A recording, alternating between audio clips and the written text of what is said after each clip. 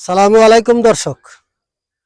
আমাদের চারপাশে ঝোপে ঝাড়ে বনে জঙ্গলে রাস্তার ধারে পরিত্যক্ত জায়গায় হাজারো প্রজাতির নাম না জানা গাছ জন্মে থাকে।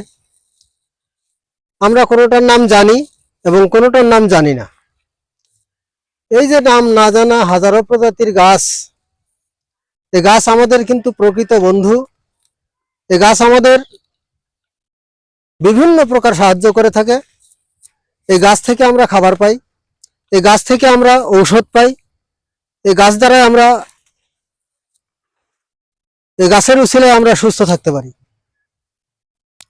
তো দর্শক, এরকমই একটা গাছ অবহেলায় জন্মা একটা গাছের সাথে আপনাদের পরিচয় করাই দেব। এই যে আমার সামনে যে গাছটা আপনারা দেখতে পাচ্ছেন, এই গাছটার নাম হচ্ছে ভাট গাছ।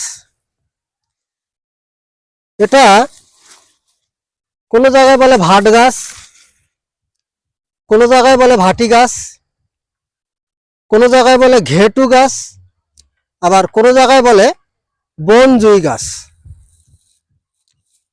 এই গাছের প্রধান দণ্ড সোজা অবস্থায় থাকে। এ গাছ সাধারণত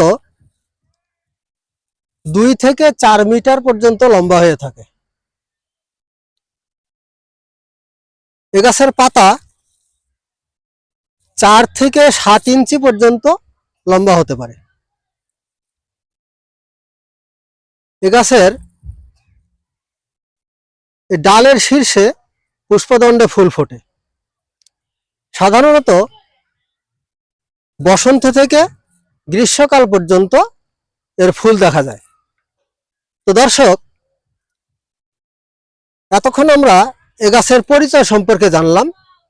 এ গাছ দেখতে কেমন, কতটুকু লম্বা হয়, এর পাতা কতটুকু লম্বা হয়, ফুল কখন ধরে। তো এখন জানবো এ গাছ আমাদের কি উপকারে আসে। এ গাছের বহু ঔষধি গুণ আছে। এ গাছ আমাদের অনেকভাবে সাহায্য করে থাকে। এ গাছের পাতায় ফ্লাভোনয়েড থাকার কারণে এ গাছ ক্যান্সার দমনে সহায়ক।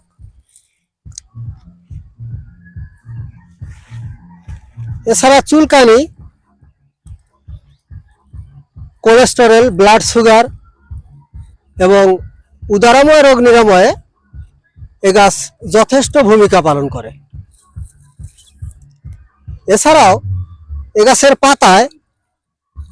গাছের পাতায় অ্যান্টিঅক্সিডেন্ট এবং অ্যান্টি ইনফ্ল্যামেটরি থাকার কারণে এটা আমাদের শ্বাসযন্ত্রের বিভিন্ন রকম সমস্যা দূরীকরণে সাহায্য করে।